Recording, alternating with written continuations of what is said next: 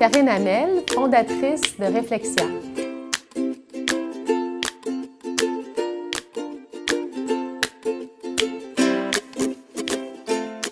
Bonjour entrepreneurs, vous êtes en démarrage d'entreprise ou vous souhaitez élaborer un projet de lancement d'entreprise? On va regarder ensemble les 10 éléments clés pour bâtir une stratégie d'image de marque forte.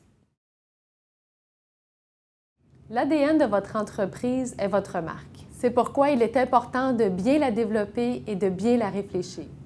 L'image de marque, c'est ce qui vous différencie de votre concurrence. L'image de marque va également influencer la perception des gens. Elle influence le comportement des clients. Elle influence le comportement des clients par un ensemble de représentations mentales. Elle crée ainsi de la valeur pour l'entreprise. La marque est au cœur des stratégies marketing. On va voir ensemble les bénéfices de passer à travers le processus de développement d'image de marque. Vous aurez une plateforme pour vous permettre de bien vous positionner dans votre catégorie. Vous pourrez ainsi établir votre leadership. Ça devient quelque chose de porteur et mémorable pour votre clientèle. Votre vision de leadership va se refléter à travers votre image de marque et votre équipe aussi en sera très fière. Passer à travers le processus vous permet également d'attirer de bons talents dans votre entreprise. Passer à travers le processus vous permet aussi d'obtenir une bonne architecture de marque. Vous allez également obtenir un guide des normes qui va vous permettre d'avoir une constance et une cohérence dans la diffusion de votre identité visuelle. La marque a vraiment une fonction économique. La fonction transactionnelle de la marque, c'est en fait l'aspect achat. C'est au moment où le client veut faire son achat, ça lui offre une certitude. Il y a moins d'inquiétude quand il pose l'action de faire son achat quand il connaît bien la marque. La marque a également une fonction identitaire. Le consommateur s'identifie au type de produit qu'il choisit et qu'il achète. Fonction aspirationnelle, c'est donner un autre sens à la consommation de ce produit en tant que tel. Donc, elle offre la possibilité de voir au-delà de la consommation du produit.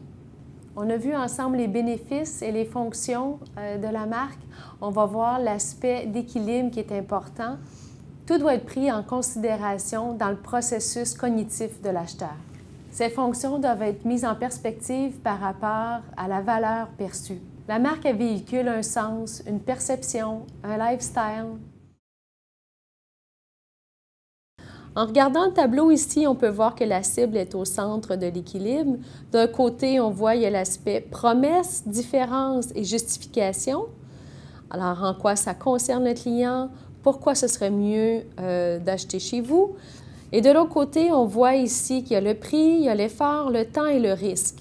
Alors, l'effort, est-ce que c'est compliqué? Le temps, est-ce que ce sera long?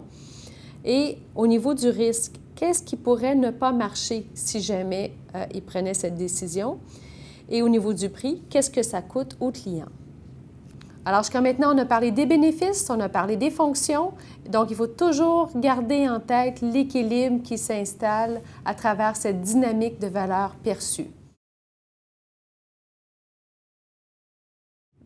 Dans toute démarche de développement d'image de marque, on retrouve habituellement les étapes suivantes. L'analyse du marché et la recherche concurrentielle, le positionnement de l'entreprise, recherche pour la création de noms d'entreprise, création d'une image corporative, c'est-à-dire une identité visuelle, la conception de tous vos outils de communication, tous vos pièces, et finalement le lancement de l'entreprise ou du produit. Chez Réflexia, on se distingue par une méthodologie qui permet d'avoir une bonne structure et qui permet d'avoir une cohérence intégrale sur tous les points de contact que vous avez avec votre clientèle cible. Alors voici, selon nous, chez Réflexia, les 4 étapes de la réussite commerciale.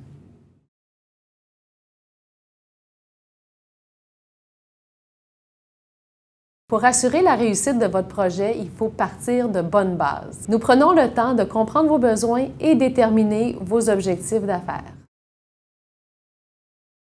Ensemble, nous précisons l'essence, la personnalité et la promesse de votre marque pour la positionner dans votre marché. Nous définirons ensemble un plan précis de toutes les actions marketing à entreprendre. Finalement, nous réaliserons nos tactiques pour atteindre votre plein potentiel de développement économique. On va voir ensemble ici une histoire de cas qui nous montre un démarrage entreprise où la réflexion stratégique a été faite pour développer une identité de marque dans le cadre d'une boutique de vente au détail. Donc, Réflexia a passé à travers toutes les étapes de la réflexion stratégique avec son client qui s'appelle Jogix. Suite à la décision de lancer l'entreprise, on est passé à travers le processus de développement d'image de marque et ça commence par une démarche de réflexion stratégique. Alors, la première étape consistait à trouver un nom pour la boutique. Donc, l'étape qu'on appelle la recherche nominale. Il y a eu une proposition d'un ensemble de noms.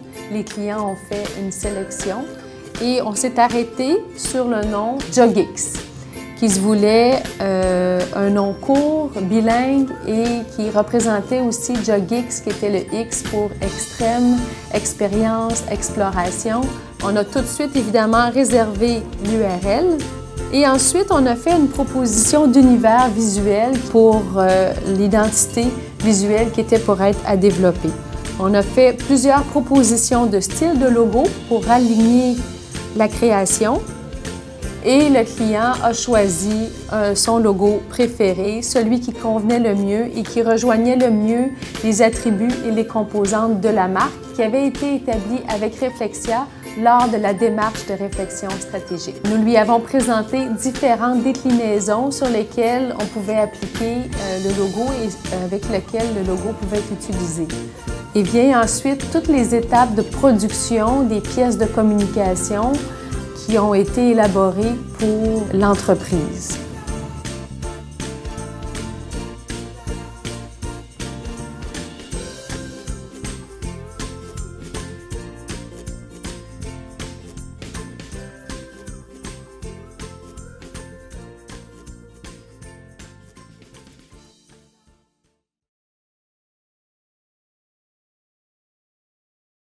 Un élément clé est de penser à se développer un pitch d'ascenseur. Comme un de mes professeurs d'université disait, alors ça, c'est un pitch, c'est-à-dire un élément de vente court en quelques secondes, trentaine de secondes, on est capable de décrire les services de notre entreprise et la raison d'être de notre entreprise. Dans le 30 secondes, vous avez des éléments descriptifs et différenciateurs et qui sont des bons arguments de vente pour les services de votre entreprise. Le pitch d'ascenseur est un descriptif concis. C'est un argumentaire de vente des services et des produits de votre entreprise.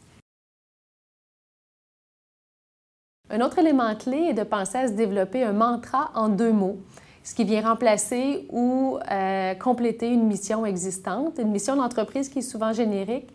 Le mantra en 2 mots se veut un peu plus amusant et aussi très concret.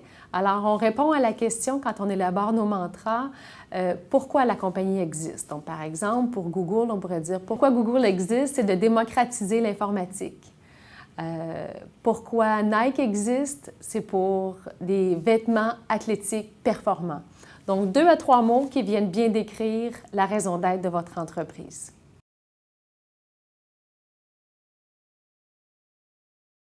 Un autre élément clé, c'est l'écosystème, c'est-à-dire de garder en tête qu'on travaille avec plusieurs interactions.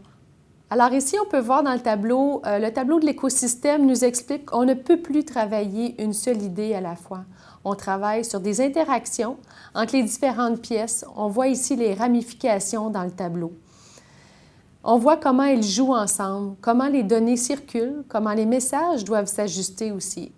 On peut voir ici que toutes les interactions sont assez complexes et ça demande un certain nombre d'aptitudes. Ça devient une vraie gymnastique de faire l'interaction entre chacun de ces points de contact avec la cible. Il est important de soigner tous les détails parce que chaque pièce de l'écosystème sont importantes. Elles sont importantes parce qu'elles doivent être au maximum de leur efficacité. Elles doivent être pertinentes pour le moment et également dans le futur.